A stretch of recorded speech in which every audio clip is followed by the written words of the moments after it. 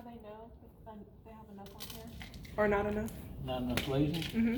As long as you can see the ridge overflow into this. Right now, this piece is bowed down also. See how far down it is? Oh, I cracked glass. Dang. Because of that, you want to squeeze this out until it overflows. You see that dark impression there? You want that, you want to see that all the way. And that's what you're going to be scribing to. You also have to watch the crowning of the glass.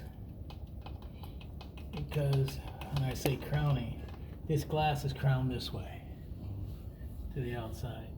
And you, because of the thickness of it, the thin piece of glass doesn't have very much crowning at all. But the thickness of this, you can see the crowning of the glass overall. And that bow right there, it's all right here and here, but there's a large bow because of the crown. That, once I get that other piece of glass, let me see that. Thank you. Again, I'm trying to push that up again as far as I can. Because I want that glass to fit there so that I cover this and the crowning. So correcting one problem here also corrects a problem that would have been made here if I didn't. And I can bring the glass down a little bit to meet that bed, the glazing bed. Put two points in. Because of the length of the panel of glass, I'm going to put 2 points all the way around. And that holds the glass in fast. Holds the glass in tight. And it's really simple putting the points in. Because they're chiseled anyway and have a 8 point to them, all I have to do is rock it in. This is kind of like, it's older wood, but it's pine. It's going to be a lot easier than mahogany or oak. And typically you're not going to find too many windows made of oak. Because oak is just a very, very hard species of wood and a hard species to work with. And most times when you're making windows, you're working with a hard pine back in the day. This house was built when? About 1850. Daniels? Around about 1850. 1850. So 1850, first growth, second growth of wood. Actually, we were established when? 1776, a little bit before. So by the time it got over here, in this part of the country we are, in the late 1700s, 1800s, we got the first growth timbers and wood that was being harvested at the time. So Can you explain what you mean by first growth? The forestry industry started harvesting woods, and most all harvested woods are all local. So they used the pine and wood that was locally bent.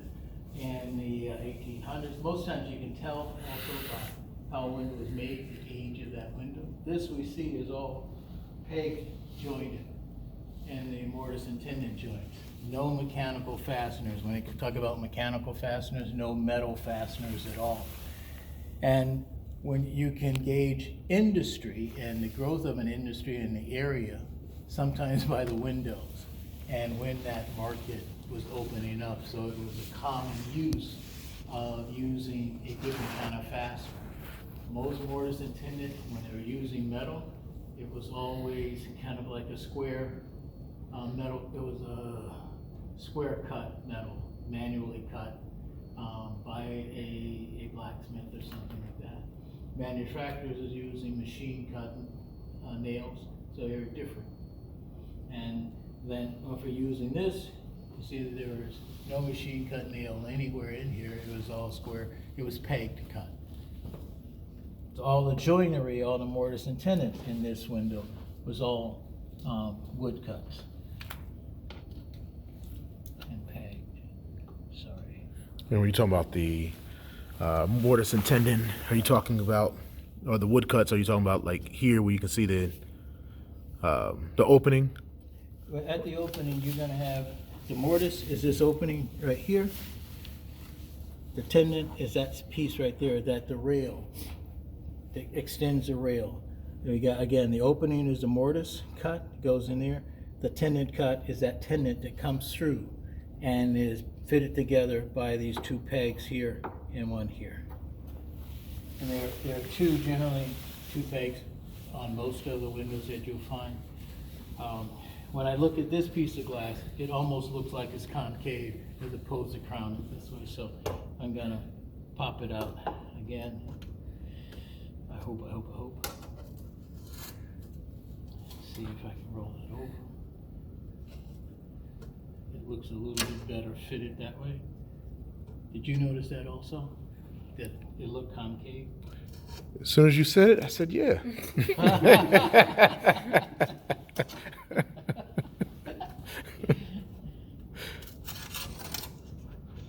Now this is, again, you got a dry fit, we know it fits, so I'm not gonna do any more there. I'm gonna do run a glazing bead. How long does it take the glazing to set? Glazing, all glazing, oil-based glazing compound sits 28 days.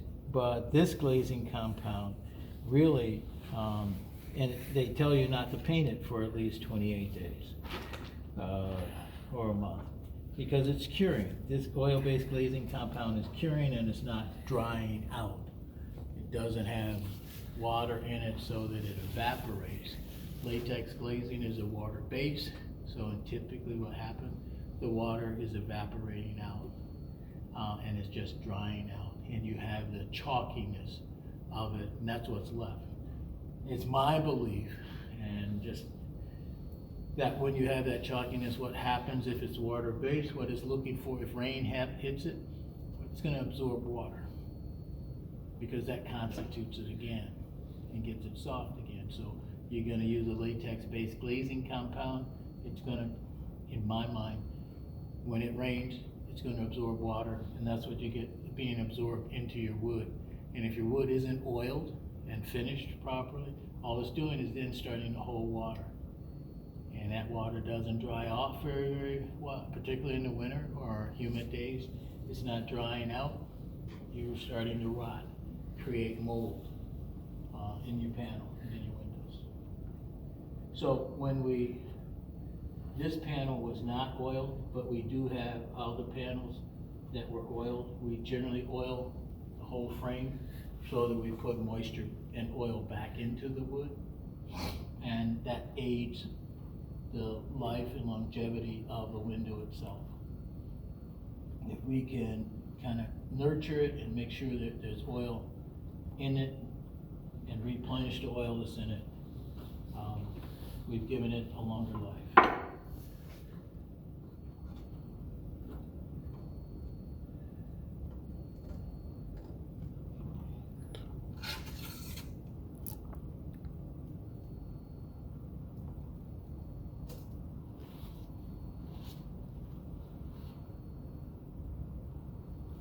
And I ride the bed. I go along the bed and press the bed down and press the glass down into the bed. And I have the same problem here that I had with the other, because of that, the way that the curvature of that mutton bar. And here you can see that. So that's why I was bringing this down a little bit, so that when I put glazing on the outside,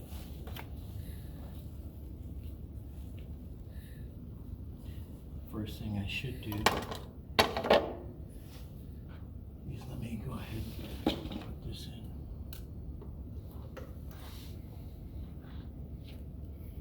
And what I try to do when I'm doing these, and I got a multiple pane window, is I don't want the points directly in front of each other. I kind of offset them a bit, so that I'm not splicing the panel, causing that rib to split more. I want to bite into new wood.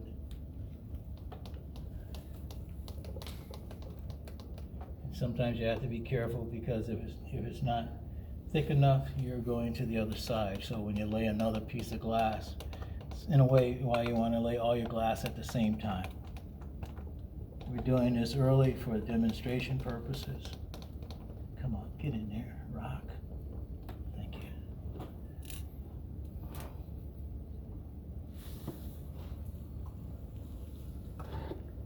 And as I go, I also kind of press down on the glass my other hand so that I make sure that I got this squeezing out and I have it as tight to the bed as I can get it. And I don't want to pivot or tilt it. I want to go straight in because I don't want my point at an angle like this. An angle like that puts pressure on the glass. And the window is moving all the time. When you put pressure on it, what happens is, ding, in the middle of the night somewhere, you hear that sound and glass is cracked. So try to keep it as level, straight on as possible.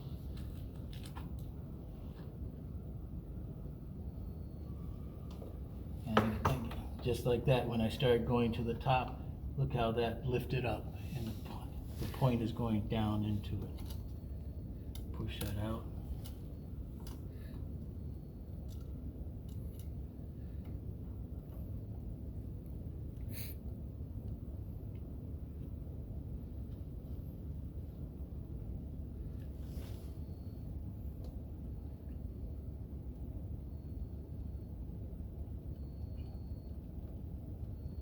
There. Now, I would go in glazing this. First thing I would do is clear the other side primarily, and I'm cleaning out the other side so that I give myself a line to glaze to. Because I don't want my glazing from the inside. I don't want to see glazing on the inside of the window. This is the inside. So I want to be below this line, okay, here. I want to be below that line for a couple of reasons. I need a line to paint to, and to seal the glazing, I need to be sure that I have at least a 1/16 of an inch below the paint line. So if my glazing is right there,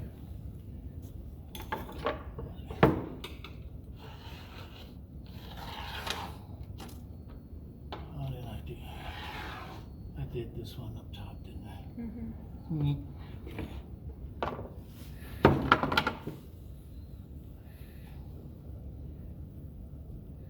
So what I want to do in putting this on is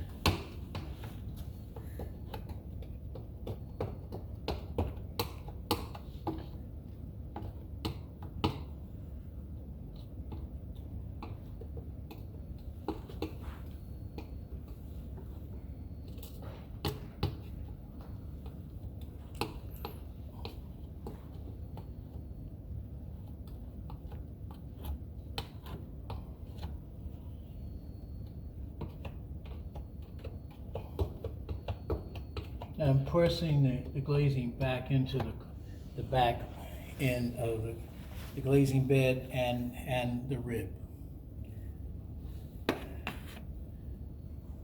And as I glaze a 45-degree angle, I want my glazing knife on the glass and on the wood rib at the same time, the top of the rib, so that I can seal that. That's going to be here, and then when I make my glaze, I want to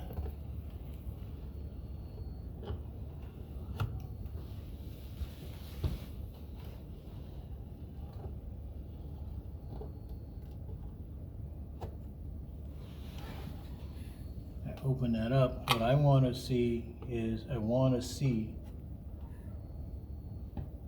that bed. I want to see that I'm behind that bed, because now the painter that's painting outside will paint to that line where that edge is right here, a 1/16 of an inch or an 1/8 of an inch above, you know, my glazing point. Because the glazing, again, you don't want to see the glazing from the inside of the house. that's an ugly thing. But what you see most days today is sometimes a 1/4 inch. If I take, let me take this off.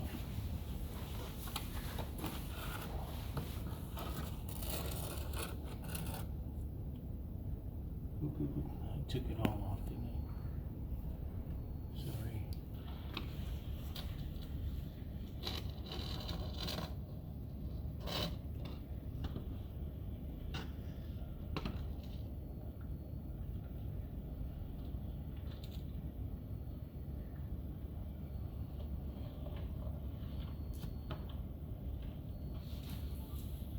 See that there, where that side line is?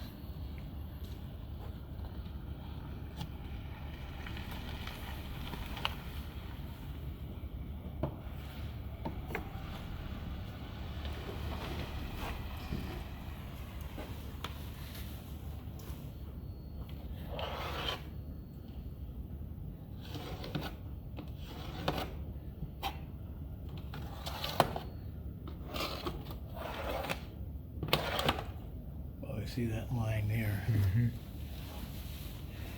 I can take that back down and